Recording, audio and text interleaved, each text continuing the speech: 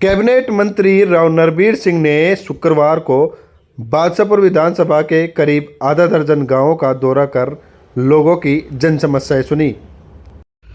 शुक्रवार को गांव पातली हाजीपुर में राव नरबीर सिंह के पहुंचने पर इलाके के गणमान्य लोगों ने फूल मालाओं एवं ढोल नगाड़ों से जोरदार स्वागत किया। वहीं इलाके की सरदारी ने राव नरबीर सिंह का पगड़ी बांधकर भी स्वागत किया। राव नरबीर सिंह ने लोगों का धन्यवाद करके लोगों की समस्याएं भी सुनी।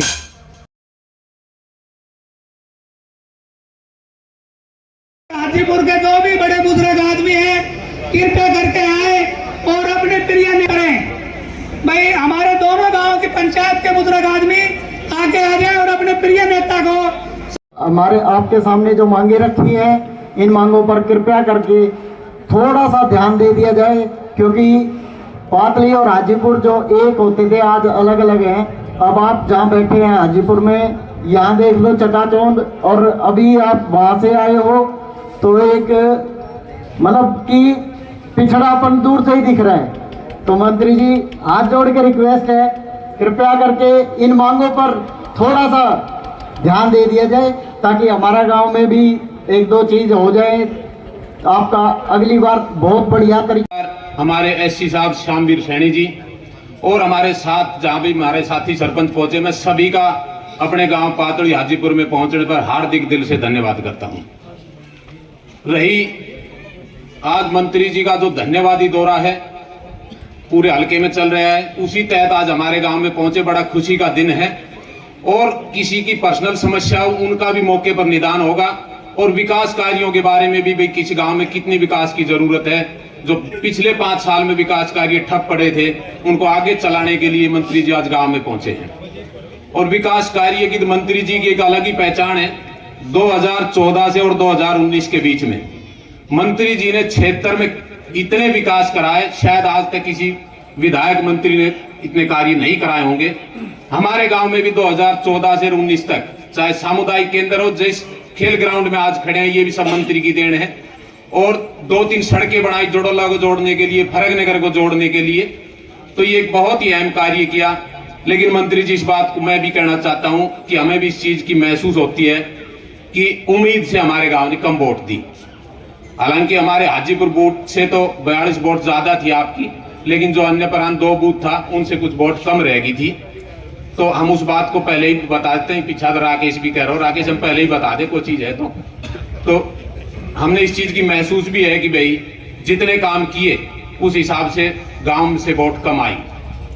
और अब सरकार का 100 दिन का ही समय पूरा हुआ है, फिर भी मंत्री जी ने हमारे गांव के लिए 100 दिन में ही एक तो हमारे गांव में 62 लाख रुपए की, पातली हाजीपुर में 62 लाख रुपए की लाइटों का काम चल रहा है, जो जिसमें 11 हाईमार्क्स लाइट है और 300 स्ट्रीट लाइट लगाई जाएंगी। इसके अलावा एक बहुत ही सुंदर शहरी तर्ज पर एक अलग से 2 एकड़ में हमारे गांव में पार्क की भी मंजूरी करा दी है, जिसका 1-1.5 महीने में टेंडर लग जाएगा और वो काम भी शुरू हो जाएगा HSIDC विभाग से। इसके अलावा एक हमारी PHC जो काफी दिन से पेंडिंग पड़ी थी, तो मंत्री जी हमने बीच में बताया तो उसका एस्टिमेट उस समय 3,15,99,000 रुपए का था। दिसंबर में मंत्री जी से कहा तो मंत्री जी ने वे पैसे सैंक्शन करा दिए थे, लेकिन विभाग ने उसमें को फायर सिस्टम और लगना था, इसलिए वो एस्टिमेट 4,07,00,000 रुपए का हो गया, जिसकी प्रपोजल डायरेक्टर को भेजी है। मैंने पिछले बुधवार को मंत्री जी से बात की तो वहां बताया कि भी अब बजट का समय पूरा हो, 31 मार्च के बाद बजट आएगा। तो वो 4,07,00,000 की PHC भी गांव हाजीपुर में मार्च अप्रैल के बाद बनाई जाएगी। तो इस चीज का भी मैं मंत्री जी का बार बार धन्यवाद करता हूं। और एक मंत्री जी ने मुहिम चलाई देगा मेरे रहते हुए। 36 बिरादरी से गांव चलता है, 36 बिरादरी से समाज चलता है, 36 बिरादरी से इलाका चलता है। तो ऐसा आज MLA कल ना हो, लेकिन समाज में हमने रहना है। कोई ऐसा कलंक लगा के नहीं जाऊंगा कि लोग नुकना नहीं संत हीर का काम क्या है, ब्राह्मण का क्या, अकेले जाटों के ना। भाई सबके काम करने, सबके साझे से ही अब की 30वीं बार भारतीय जनता पार्टी की सरकार बनी है। और जो ये नायब सैनी मुख्यमंत्री बना है ना, ये हरियाणा का 11वां मुख्यमंत्री है। और ये मेरा सौभाग्य रहा कि मैंने 7 मुख्यमंत्रियों के साथ काम किया है और सभी मुख्यमंत्रियों ने अपने अपने समय पर अच्छे काम किए। लेकिन इस मुख्यमंत्री में एक खासियत है कि ये हंसमुख है और मिलनसार है।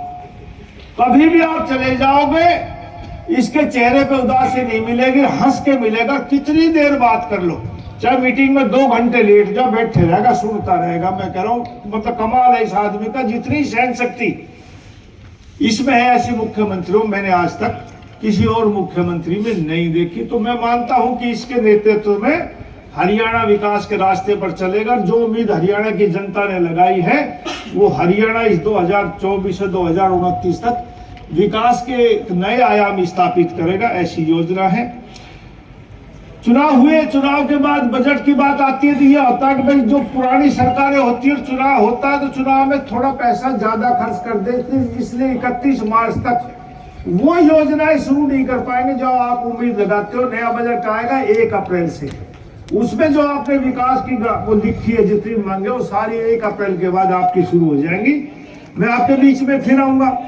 जितनी मांग आपने दी है मैं मानता हूँ जायज है कि स्टेडियम तो मैं बनाऊंगा नहीं, क्योंकि स्टेडियम हाजी और पातली और हाजीपुर में कोई फर्क नहीं, यहाँ बन रहा वहां बन रहा, 2 कदम पे घूम लो। और वो खिलाड़ी के जो 2 कदम और ना चल के आ सके तो हाँ ये मांग नहीं मानू। लेकिन और कम्युनिटी सेंटर और है, गांव की गलियां है और रास्ते, वो जो मैं पहले कहा करता कि चांद तारे सितारे तोड़ के नहीं ला पाऊंगा, लेकिन एक एमएलए एक मंत्री की हैसियत से जो कुछ मैं कर सकता हूँ वो करने की कोशिश करूंगा। और भाई पातली के सरपंच ने ये मांग पत्र दिया, इस पे फिर आके बताऊंगा। जो काम शुरू हो सकते हैं, अधिकारी यहाँ बैठे सबने अपने अपने काम लिखे होंगे, वो काम आपके शुरू होते आपको दिखाई देंगे। भाई धर्मपाल ने तो अपने गिन के दे दिए कि भाई मेरा ये हो लिया, पातली बड़ा नया बना है और भाई गांव तो हरा के भी भेजा है, तो इतना थोड़ा बहुत तो फर्क मैं भी रखूंगा। हाँ निकाला से मैं भी बाबा जी नहीं हूँ भाई, राजनीतिक आदमी हूँ। इतना तुमने फर्क किया ना, इतना तो मैं भी रखना चाहूंगी। थोड़ा बहुत तो पातली हाजीपुर में फर्क रहना चाहिए। तुम्हें भी तो पता लगे तुमने मेरे साथ कही के, काका तुम